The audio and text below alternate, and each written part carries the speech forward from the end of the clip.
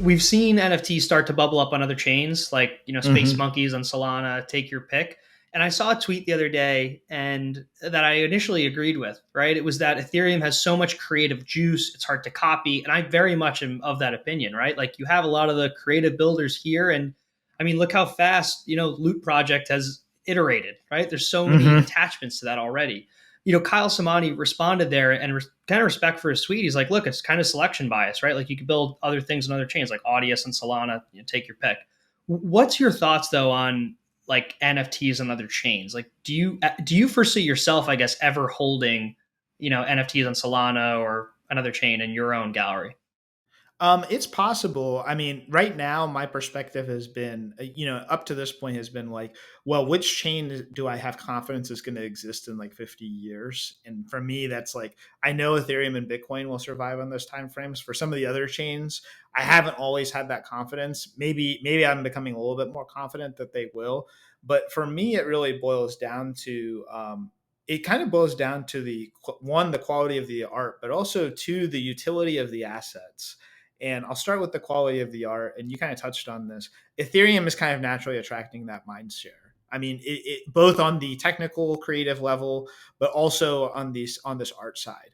Ethereum embodies that decentralized grassroots movement of being like this Web3. And I think other chains will try to compete for that vision or will try to complement it. And I think actually that's the way that I'm viewing it more and more is other chains are going to complement what is created on Ethereum. And this idea that any chain is going to replace Ethereum is not really realistic.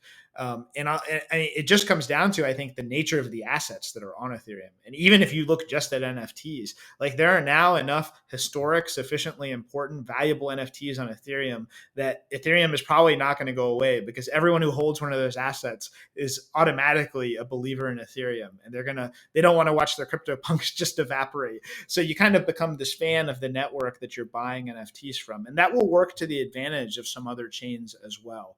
But I do think one, Ethereum still has that core of like artists who wanted to play on Ethereum. And the best artists, they don't necessarily care about like the gas prices. They want to be on the chain where you can get the CryptoPunk, the X copies, and the Dmitry Cherniak ringers and other generative art sets. They don't necessarily want to be on a chain where there's mostly like knockoffs of those. And so that is something that might be a temporary condition, but could shift over time. But going back to my other point was the utility of these assets. And on Ethereum, you do have this composable, highly liquid ecosystem right now, today. You don't necessarily have that on other chains. Could it emerge in the future? Yes. But right now, you have people spending, in some cases, tens of millions of dollars on single NFTs on Ethereum. You haven't seen anything close to that on other chains.